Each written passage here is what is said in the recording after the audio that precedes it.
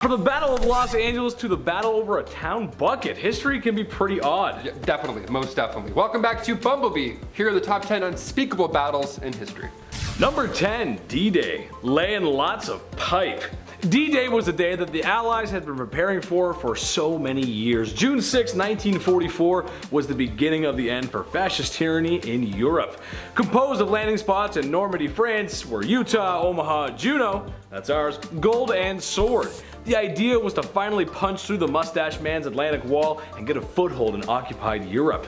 Thousands of lives were lost in a matter of hours. Crazy battle. However, something I think is very interesting and a battle that no one really talks about is the logistics battle of D-Day. Seriously, the amount of stuff that had to happen or to be put in place in order for the invasion to commence was insane.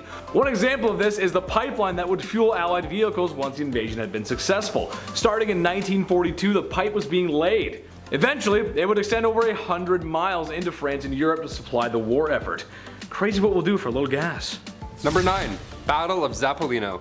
Turning the calendars back to 1325, the Battle of Zappolino was a large-scale event over a bucket.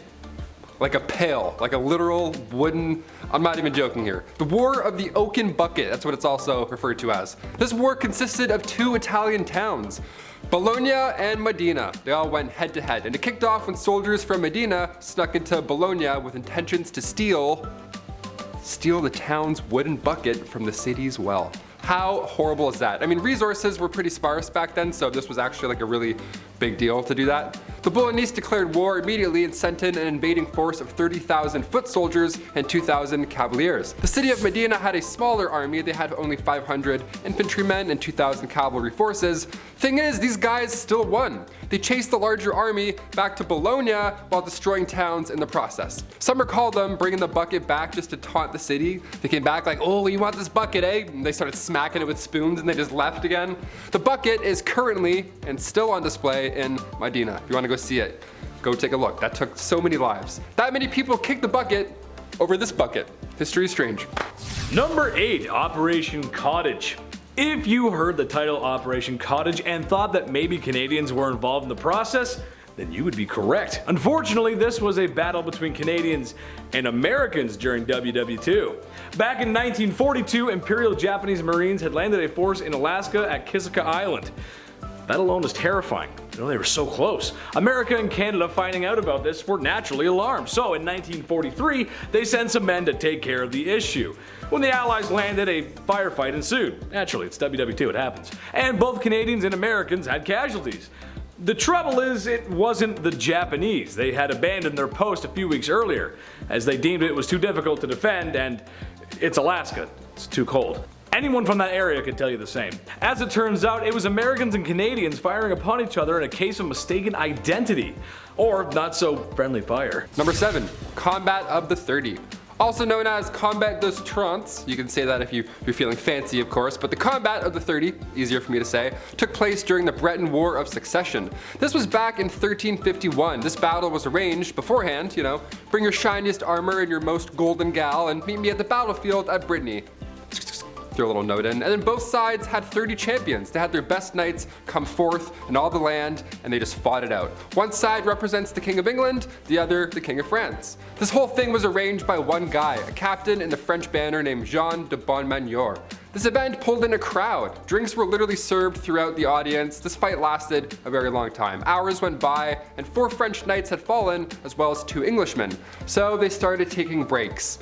Yeah, like a common sporting event now. By the end of the whole thing, the English surrendered after losing 9 knights, and the French in total lost 6. And nobody tipped the servers.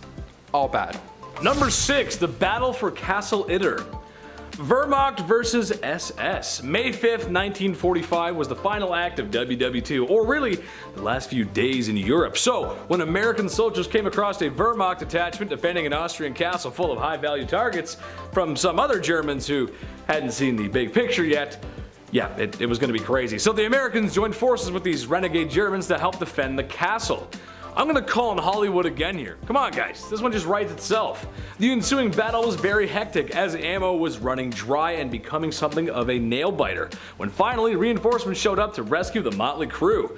What made Germans turn against Germans? Was it 5 years of WW2? Maybe it was hunger, grief, or maybe they were just fed up with Mustache Man. Either way, it makes for a great story and shows that not everyone is terrible. The enemy of mine enemy is mine friend. Number 5, the Battle of Los Angeles. Of course, we have to mention one of the most unspeakable battles of all time, the Battle of LA, otherwise known as the Great LA Air Raid. It happened during World War II at the end of February 1942. This event, first of all, took place only a few months after the Pearl Harbor attack, so everybody was obviously immensely stressed out. Something like 25 enemy aircraft was spotted flying over LA in the late hours of February 24th, so air raids went off. Blackouts were now in effect. This was not a drill, right? Or was it? Artillery fire, machine guns, anti-aircraft shells, in total around 1,400 shells were blasted off. 2 people had heart attacks. 5 people in total died from this retaliation, and it was indeed a false alarm. A press conference was held by Secretary of the Navy, Frank Knox, and he called the incident war nerves. Yeah, just nerves. Ha, whoopsies, thought I heard a noise. Meow, oops, sorry about your heart attacks. Number 4, the Emu War. Australia, a land of beautiful landscapes, sunshine, and an accent that I'm trying to master. It's not that easy. All crocodile hunters aside, they are infamous for a battle of biblical proportions, something that was so huge and magnificent it for sure had to be talked about. It's the Emu War. Yes, that's right, the Aussies went to war with emus, and they lost.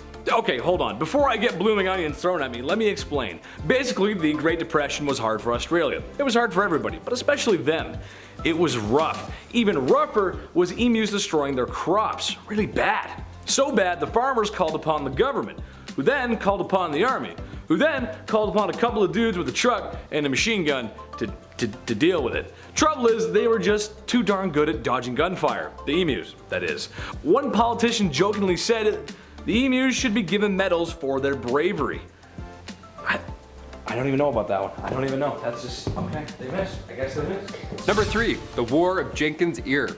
Not to be confused with the War of Holyfield's Ear, that was a bit more recent. The Jenkins Ear War took place in 1731, when a British trader, Robert Jenkins, was accused by Spanish authorities of being a smuggler. Reminder, this is 1731, so everybody was like, okay, you said it, therefore it must be the truth. And so they seized all his belongings, and to make matters somehow worse, they cut off his ear. Now cut to 8 years later, the British are now brainstorming, just looking for a reason to attack Spain and then, force them out of the Caribbean. So they launched this big attack and over 25,000 lost their lives. Disease was to blame for most of that body count, so if you're gonna avenge your ear, wash your hands. In the meantime, I don't know, just an idea. Number 2, Navy cheese.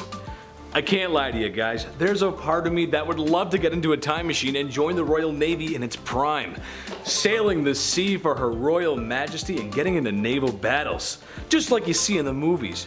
Or me, Pirate Captain Chetty, imagine that. Would also be pretty sick, and Captain Chetty and maybe Helmsman McWaters.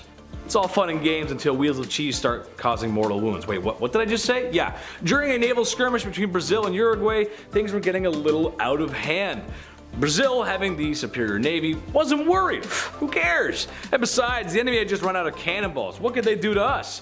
Before they could bust out the champagne and celebrate, however, the Uruguay ship fired back with wheels of cheese. And it worked very well. It destroyed a lot more than the Brazilian ship would like to admit, and was forced to retreat. Getting destroyed by cheese is not going to look good on the report. And finally, number 1, the Battle of the Stray Dog. I grew up with dogs my entire life. I love dogs, but it's stressful at times. You open the door to look at a mailman for a split second, and all of a sudden your furry friend is running down the street after a blue jay. It's not easy. Now I'm running in my socks at 9 a.m. It's no good for anyone. Since the Second Balkan War in the early 1900s, Greece and Bulgaria were going head to head. A lot of conflict, a lot of emotions, tensions are high.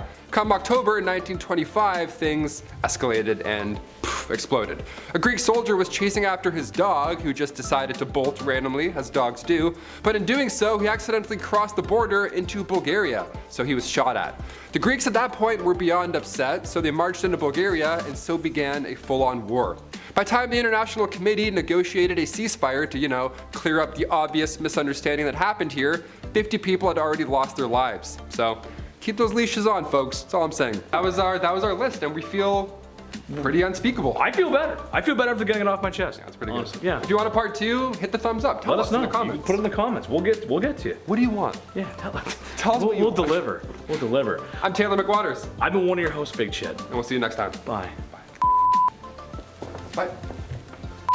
Starting in 1942, the pipe was being laid. Bologna? It can't be bologna. Bologna. Bologna. Bologna. Bologna sounds Italian, right?